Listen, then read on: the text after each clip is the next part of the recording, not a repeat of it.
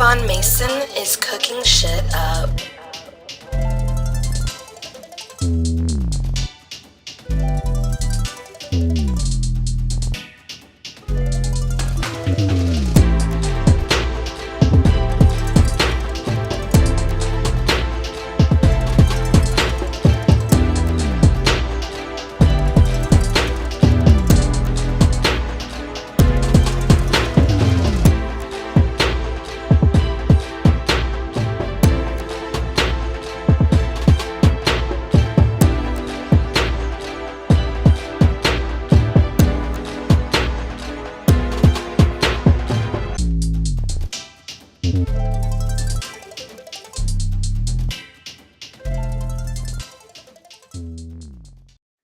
What is going on? Welcome to this edition of the Heatwav Spotlight.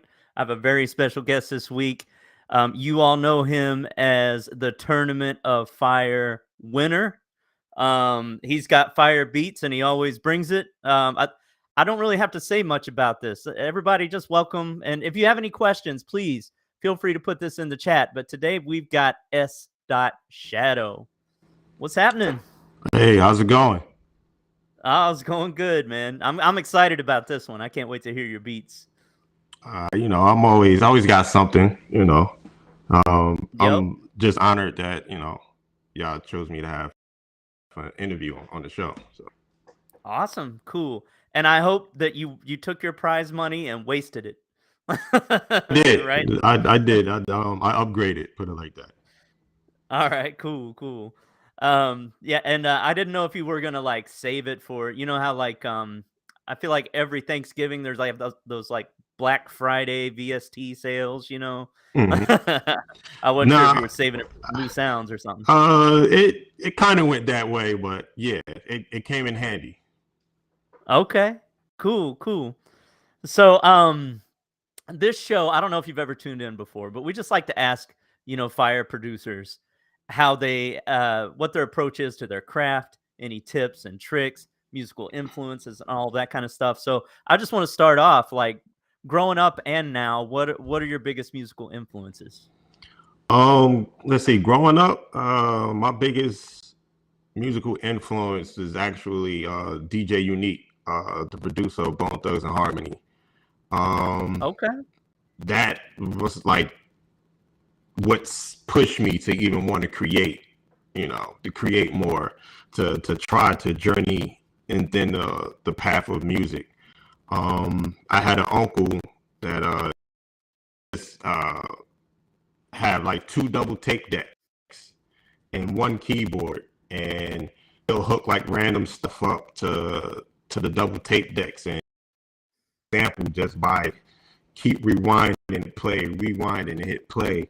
So like we'll be there, watch him make a beat, and it took him like 2 hours to compose like one beat because of the constant. If he mess up, now he got to rewind that all the way back to the beginning and then do his drums on the keyboard. Man.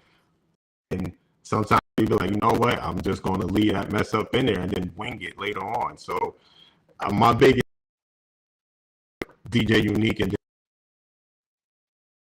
make beats and stuff like that. Oh man, yeah, that's crazy. Bone Thugs and Harmony. I saw in one of the artwork. I think one of your tracks is it's named after Newark, New Jersey, right? Are you from that area? Or are you? Okay. Yes, I'm born and raised in New Jersey. Okay. Our guest last week, Stanley Ipkiss, is from that area as well. I don't know if you've ever run across him. Okay. All right. Awesome. There's a lot of. It sounds like there's a pretty big producer community and a lot of like talent coming out of there. Yeah, there's always music in Newark, in Jersey. Period. I believe that New Jersey always gets shadowed by New York or overshadowed by Philadelphia. Not saying that New Jersey didn't have, big like Queen Latifah, Fugees, Naughty by Nedman, but I still think that New Jersey is like the shadow of New York and Philadelphia. Yep.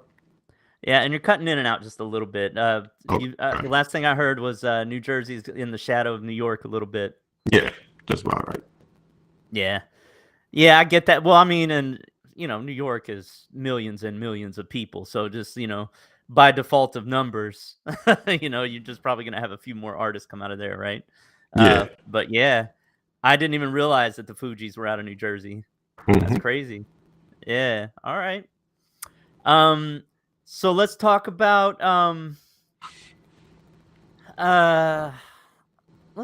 making beats a little bit. Well, first of all, what DAW do you use? So right now I'm using just Machine. You use Machine. Reason. Okay. Mm-hmm. Okay. I used to use Reason, but at the time Reason wasn't, supporting VS, and I wanted something new. And I went to Guitar Center, I seen a Machine, and I just fell in love. Yeah, I could tell in your drums, like, you could kind of tell, like, when people play drums organically versus, like, just, quantizing them and step editing and all of that, except Stanley Ipkiss. He doesn't use the pads. You know what I mean? Like, do you use the pads when you make your drums? Now I do. Before I used to use my keyboard. Yeah. Okay. Yeah, he somehow got a natural drum sound just out of step editing. He step edited that whole thing. You nudge this to the left, that to the right, put a little reverb on that, and his drum sounded real. So, and your drums, all of them have a feel. Amazing stuff. Which is, I would say, your drums and your transitions, probably is how you won the Tournament of Fire. I want to play a beat. I think I want to play a beat early. So normally I wait a little while to play a beat, but I want to play one of your beats. Maybe listen to a transition and ask some questions. Okay. Let me see what we got here. We got 3 of them. So hold on. Gotta remember how to do this. Add a source. Let me go to the right folder real quick. Okay, we've got Jersdot, Marked, and S23. Which one do you want to play first? We could start all with Mark. Okay, let's start with Mark. Let's play it. Here we go.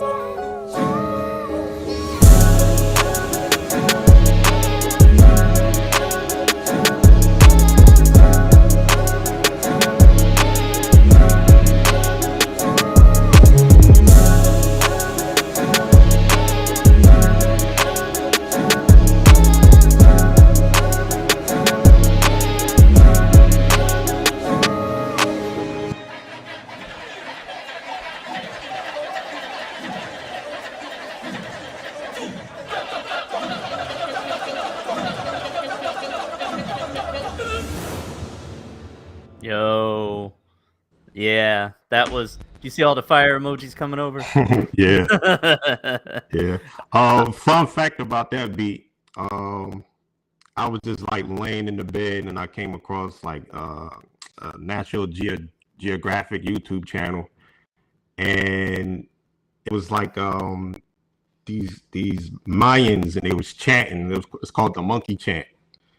And I'm just laying in the bed, and when I heard that, I just popped up. I looked to my wife. I was like, "You hear that?" So she was like, "What are you talking about?" I said, "I'll be right back." And I just ran and made that beat. Oh yeah. So I love it when you find inspiration in different places. Like, yeah, I was gonna ask like where you got that sample. Obviously, that's the first question you want to ask on that one. Another quick question: do you make your own? For a lack of a better word, I hear people calling this a melody, right? The kind of pitch bendy reverse part. You know what I'm talking about? Do you make that yourself? Do you find those? Like, and if you make it yourself, how do you do it? So there's certain VSTs and plugins that's out there, and at first there's where Machine comes with his own basic effects, and it has a little reverse and a little tape stop, but it wasn't how I wanted it. So I kept doing my research, kept trying to practice and do it my own, and then I found there's one VST that allows you to do it, and it's called Looperator. Looperator, okay. Yes, Looperator. That's my secret sauce right there. Okay. See, that's why we do these interviews. I want to learn all that. Yeah. I was wondering, because I've tried using and EVM just got this as well. There's like a glitch tool from D Blue that's free, and it's got all those different reverse and tape stops and all of that. But yeah, you're right. It's like kind of hard to get it exactly the way you want it. So I'm gonna have to check out this Looperator. Hopefully they got a Black Friday sale, and hopefully my wife don't kill me for buying too many things on Black Friday. Yeah, Looperator. Excuse me. That's like my go-to right there. That's how I set up my transitions and everything. What else? Shaperbox. Shaperbox is excellent in halftime. Okay. Yeah. Oh yeah. We're all over halftime. Yeah. Shaperbox and Looperator. I'm gonna take a little break from the interview, open up a quick notepad because I want to make sure that I have this for later. So everybody, if you're in the chat, if you have any questions for S. you want to ask, I'm writing down Looperator and Shaperbox. I've heard of Shaperbox. I've seen people use it before, but I don't exactly know how it works. So I have to anything. Obviously, any tool you get, there's a YouTube for that, right? Yeah. Yeah. And trial and error. There's no right way, there's no wrong way to use it. It's trial and error. That's the beauty of our art. Like, we could trial and error, and you make something beautiful, and you be like, oh, I just played around with this, and then I got this nasty. So yeah, that's true. And it's addictive. Like, I always wonder, like, what is so addictive about making beats? What do you think it is? Because you just can't stop, right? When I get locked in, I can't. But I think what's the addictive thing about making beats is for us as producers and artists, it's a way for ourselves at that moment.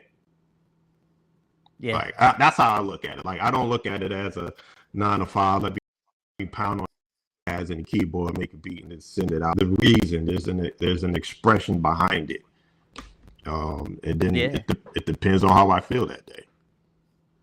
Yeah, that is true.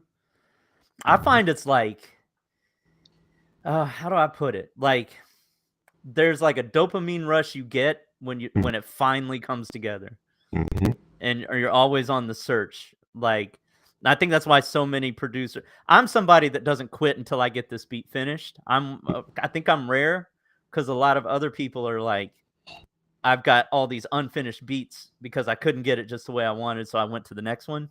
You know what I mean? To have a fresh, fresh look on something.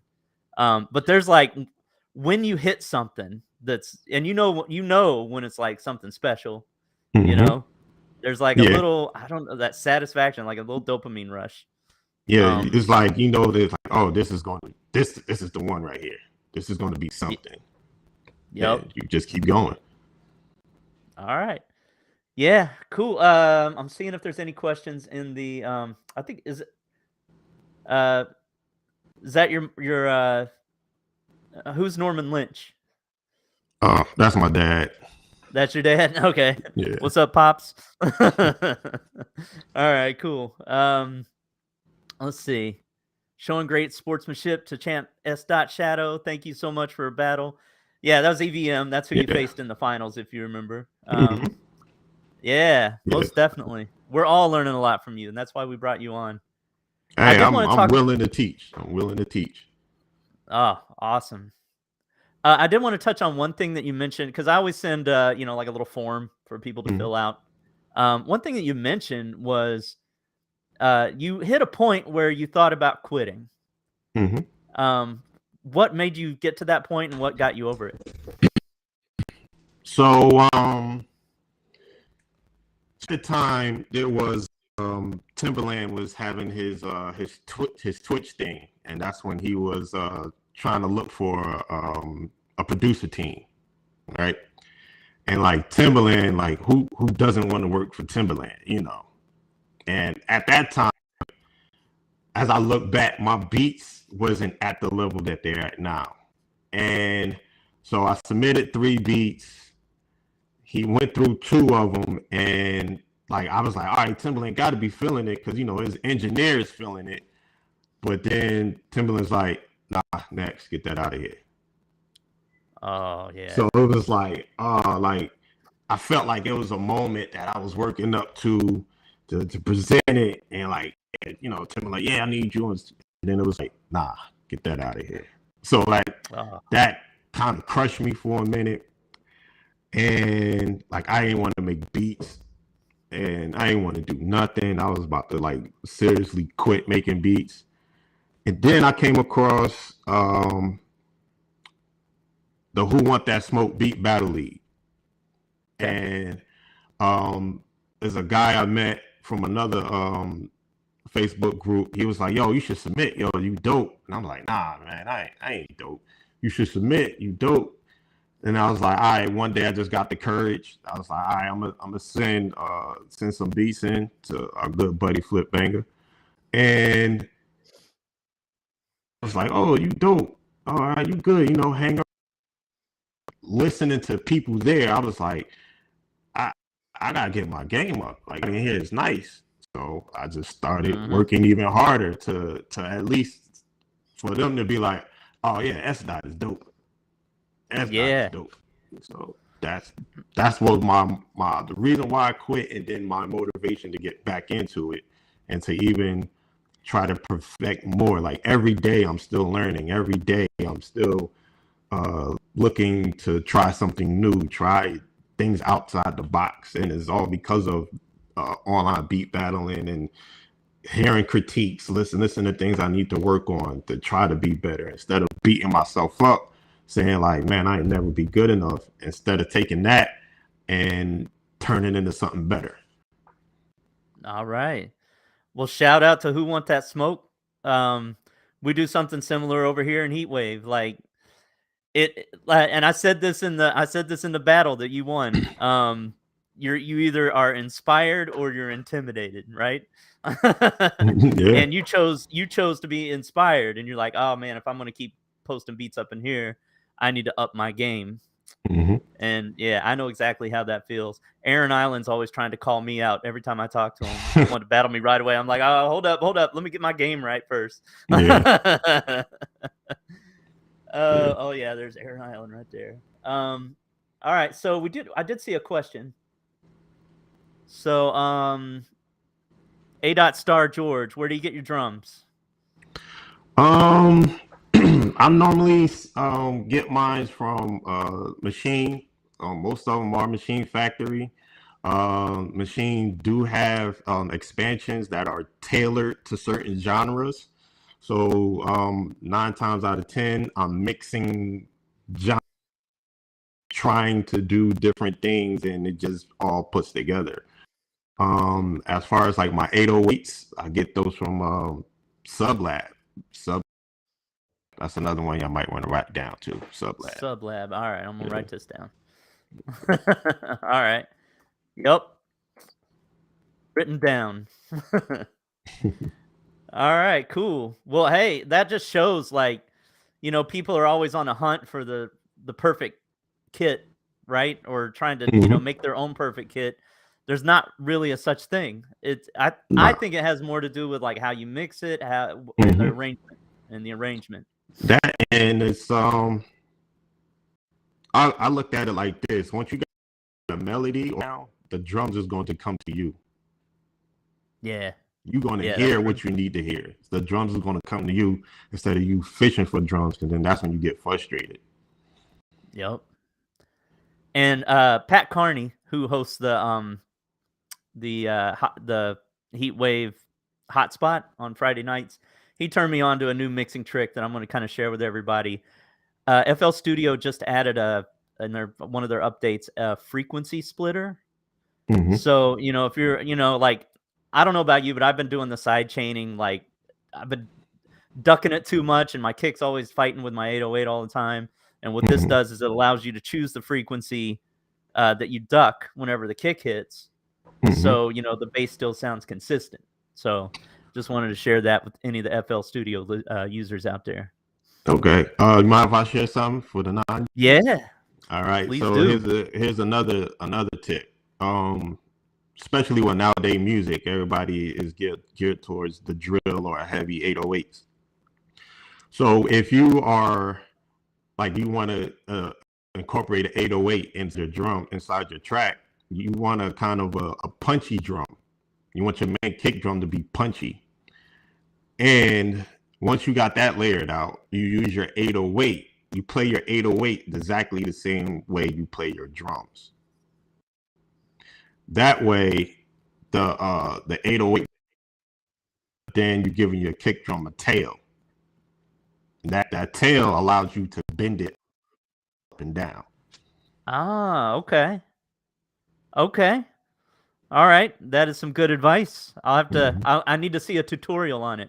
I'm sure I can find a YouTube on it. Or if you want to put one together, that'd be amazing. All right, cool. What do we got? What else do we have in here? I'm gonna see if there's any other questions real quick. Yeah, here's one from Mike Melendez. How many battles you won in Who Want That Smoke? Many for me to count. I lost about, I'll say like 4 or 5. Who Want That Smoke has a locker room, and when the whole locker room put together, I was ranked 15, and now I'm currently sitting number 1. No, oh, that's awesome. Looks like Johnny Chim is coming for the crown. Might be one of your rivals there. Okay, cool. Let me see if there's any other. Oh yeah, it says he's number 1. There we go. Oh, Aaron Island. I don't want no smoke with you, Jason. Oh yeah, right. Every time he comes on like a show or something, or I talk to him, he's like, let's do beats right now. He's always like cocked and loaded and ready to go, that guy. All right. Who was your greatest battle? My greatest battle. Right now I have one real important one coming up, which is with E Beats, Music Factory. He is coming after this Halloween. Who Want to Smoke has what they have called as Havoc. So right now, I think that's going to be my toughest battle. Okay. I would say Heatmaker was a good battle. Certain things I learned from that battle, but I think my toughest battle to be coming up is going to be with E Beats. E-Beats. All right. Cool. Yeah, that's it's the whole idea of, I mean, obviously, like, there's no, and I hope, our community's like this, and I hope, that community is the same way. There's no real beef, Mhm. everybody is just there to, like, you know, Yeah, better themselves and all of that. But it really does make you step up your game and, like, get more oh creative and, yeah, you most know, most definitely. They're the same way. That's why I enjoy being in Heatwave, because they listen to new things, hearing creative things. I enjoy being in Who Want That Smoke because it helps push my competition is like stay there. Being that number one and people steady. All right, I'm gonna go after you, S dot, or stuff like that. But yeah. it's still like an experience, and it helps me keep going. You know. Yeah. That's awesome. Mhm. All right, so um Mike Melez says, "Thank you for your answer." I'm gonna Mhm. play another beat, and then after that, I want to talk about because you put in the forum that you've gotten some stuff on the radio. So after we listen to Mhm. this beat, let's talk about what you've done on the radio. So let me bring up. I've got Dot or S23. Which one do you want to play first? We're gonna play Jersey dot. S23 is new, so we're gonna go with Jersey dot. All right, let's go with Dot. Let's hear it.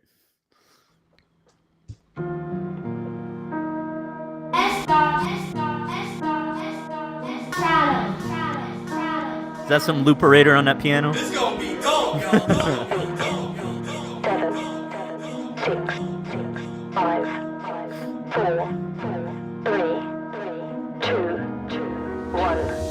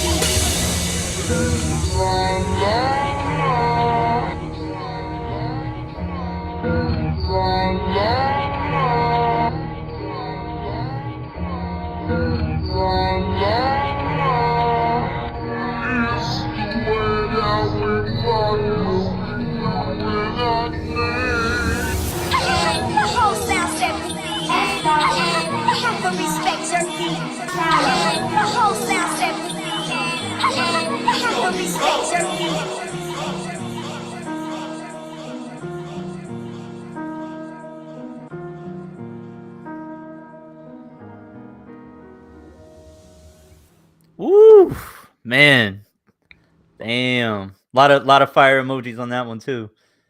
Aaron Island wants to know if you've ever done the gauntlet. No, I haven't done the gauntlet. The gauntlet is like for breed. You got to be on your A game when you go to the gauntlet, and I might be like short changing myself, but I'm for that just quite yet. Gotcha. All right. I don't know anything about the gauntlet. I'm like, I feel like like and Pat, forgive me if I'm not saying this right, but you remember the video game Mike Tyson? Hmm. I feel like we might be kind of Glass Joe on the, you know what I mean? Like, Nah, y'all doing y'all thing because all right, we're at least maybe like E Honda or something, yeah, but y'all doing y'all thing, y'all doing y'all maybe thing. the Y'all got gauntlet's some, like getting up there, yeah, fighting Mike Tyson. y'all got some good caliber producers in here, so don't sell your butt like that. But y'all doing your thing though. Yeah, I know. Mhm. But that's interesting. But like, so that last one, the Jers dot, I thought it might have been that Fuji sample, but it wasn't. It wasn't Fuji's, was it? Or was it No, Fuji's? it was. It Oh, was. okay. Hmm. Thus The the name. yeah, that's the name Jersey Dot, and I always got to find some way to remind myself where I came from, and I'm never going to forget where I came from and what inspired me, where I started, and always bringing that different flavor. And Jersey is, like I said, they're the inventor of a different flavor. They just get shadowed out by New York. So. Right. All right, cool. Mhm. So, what was I gonna? Oh, so let's talk about something we might have heard on the radio. So, have you So gotten to a place before? yeah, well, not like major radio. We was there. This was about, I would say, either 2007 or 8. No, 2008.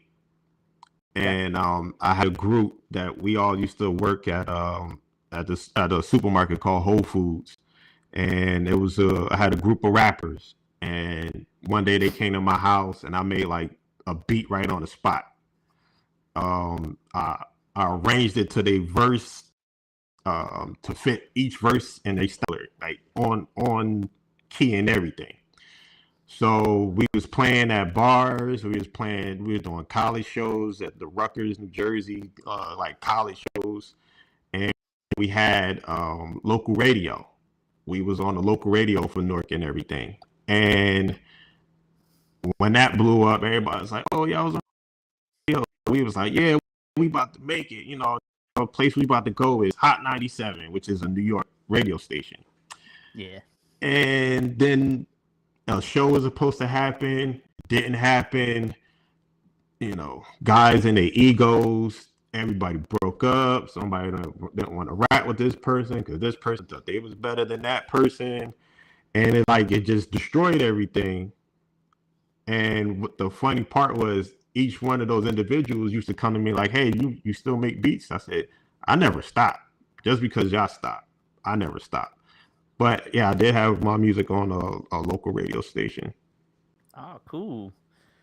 That brings up a great question. Doing beat battles and things like that. People use a lot of samples and breakdowns, and like there's not a lot of room for vocals for an artist because Mm-hmm. it's a battle beat, right? Mm-hmm. Um, do you have a business side? Are you trying to get any placements or anything like that, or are you just perfecting your craft for the fun of it, or what's Uh, what are you it's thinking? it's a melting pot of both. Like Okay. if somebody called me up like, "Hey, S dot, I need you for a battle." I bet. How many you need? I got you. But it's like I'm not in the mind frame of just making a battle beat. Like I'm just creating whatever how I feel. And as I take myself seriously, I stopped looking for artists and started treating myself as the artist and start Okay. putting out music myself. Whether it's instrumentals, like there's so many instrumental albums that's out there, and they're known. People use them, and now we're in a time in the day and age where people need instrumentals for their TikTok, for their Instagram, or their Facebook, their stories. They want to use that, and the way platforms are set up now, us producers opportunity to capture that. Okay. How so you're looking at like social media placements? How do you get your music on like TikTok, for example? Oh, so I have I'm signed up with DistroKid. So I Okay. do have a couple of projects out. I have about 4 projects out. And all you gotta do is type in S.Shadow, it's all one word. You can type it in Apple Music, YouTube, Amazon, and I'll pop right up. So those are my early works that I haven't really perfected my craft. So like those back in the day, those projects, you could tell like my mixing was off, this was down, this was up. So like now it's been like almost 2 years since I released a solid project. It's because I'm still learning. And now I feel like as I look back, like, man, I don't want to seem like I shortchange my fans, but it's not. Like I want to give them uh, better quality and something that's more engaging that they lock into. So like if you're working out and you click on my name for Spotify, a beat will come up for you or something like that. Yeah. Is that what Next Flight's all about? Early next year? The Mm-hmm. project you're working on now? Yep. Okay. Yep. So I Before already this got interview, yeah, go ahead. Go ahead. oh no, I was about to say I already have my cover already made out. It's just cycling through my library of beats that I've created, writing them all down on what I want to use, what direction I'm trying to go with, and if I need to remaster, remix some tracks, I've giving myself that time to do it. Will DistroKid clear samples? So you have to have an agreement on that. Okay.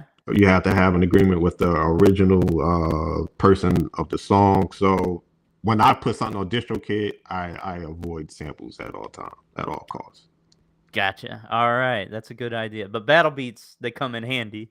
Oh yeah. Yeah, That'll that be makes sense. coming handy. Yeah. All right, cool. Let me see. Why don't we just hop into the last beat then? Let me see what we got.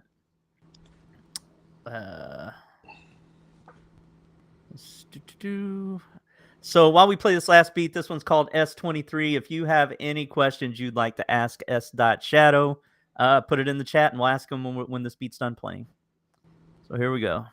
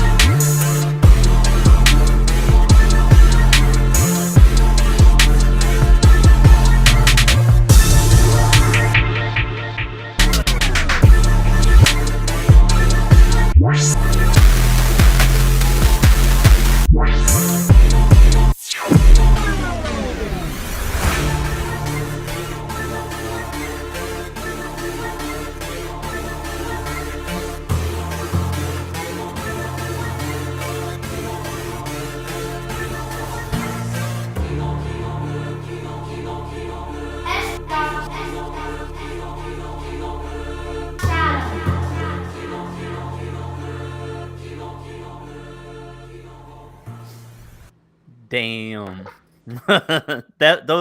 Those are the types of transitions I was talking about. Mhm. Yeah, like, well, I guess it's not transitions because it's like, you brought in the choir sample, and that kind of is like, this is the, I guess, hook or whatever, and then Mhm. it's more like a breakdown after the hook plays once, Mhm. where you just switch it up. Yeah, and then I do it that way because it depends. Like, it gives me opportunity to, okay, I could totally, after all of that, the transition part or the effects, I was to say, it gives me an opportunity to switch the beat or to add something like drastic in it. Depends on how I feel or how the beat is going. So Yeah, it I heard gives a that tape. wow factor. Yeah, yeah.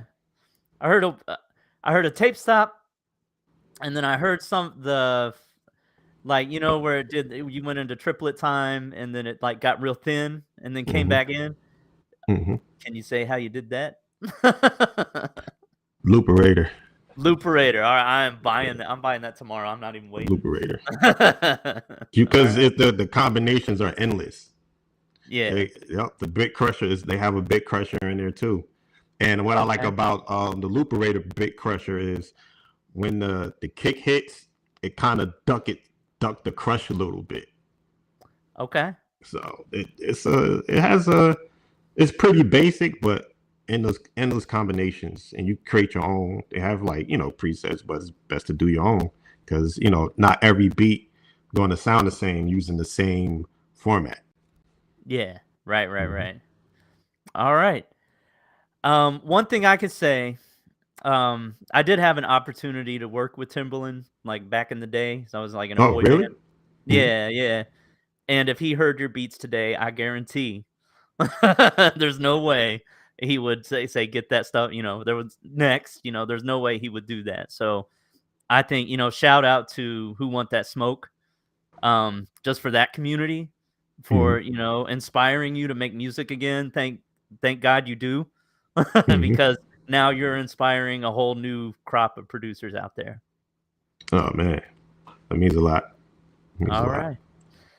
Awesome. So that was the last beat. I'm gonna see if there's any questions in the chat. I think there might be one. Since you use Machine, do you also use the Jam Incorporated? So the jam is the only native instrument equipment I do not have. Okay. I have the machine micro because I sometimes I take my laptop and my machine to work, and on slow days I make a beat at work. I also have the portable keyboard, and I have the complete control. Was that 49S? Okay. That's All all I right. use. Just not Jam Incorporated. I don't even know what Yeah, Jam no. Incorporated is. I have to look that one up. So jam is like it has it's like almost look like a mixing board, but it has pads on it, and Oh, okay. each pad has like the volume control. Like you could use it as like a machine and a drum pad, or you could use it as a sequencer. But I just stick with my machine. Okay. All right. There's a lot of all right. Salute S dot. I don't have any more questions for you, but is there anything you want to let everybody know? Yeah, don't be afraid to hit me up if you have questions, if you want me to check something out, if you want tips with your mixing or what you should do. I'm open for any questions. Just hit me up on my messenger on Facebook, or just reach out to me. I'm not one of the type that be like, I ain't giving up nothing, being stingy, because at some point somebody had to teach me, Right. and I want to teach someone else. Awesome. Well, thank you for that. I'm just going to Mhm. give kind of a rundown, in case there's somebody, this is a podcast too, right? And, we put it out there. So in case there's anybody that's like brand new to Heatwave, just going to let them know about our community and what we do and our events. So Heatwave is a producer community. Basically, we do just what S. Dot was talking about. We inspire and help any producer that wants to join our group, and it doesn't matter what level you're at, from beginner to S dot, right? Just join the community.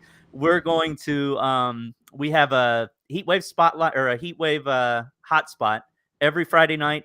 That's hosted by Pat Carney. It's at 9 p.m. Eastern time. And basically, you send in your beat. We vote on it. So, everybody gives you a score from 1 to 10.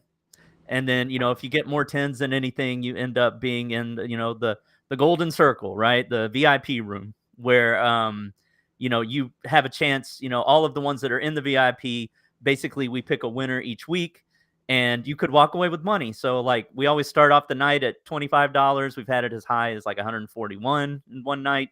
And that's just donations from, the admins and support. So if you happen to have the hottest beat, you could walk away with money. But more important than that is we don't roast people, right? Like, we may make a little joke here and there, but we're not gonna, we're not gonna roast you. We're gonna give you creative criticism from time to time. Like, hey, that was good. This part was dope. Maybe look at this, look at that. Ways to change to get better next time. That's what that night's about. And then on Saturday night, we have back to back. That's hosted by EVM, the freshman, and Drew Burford. They kind of trade who does it. That's a vibe. So if there's some music you want to show us, so if you're an artist or you're a producer or you play the banjo, whatever, right? Like we'll listen to anything. We're gonna vibe out.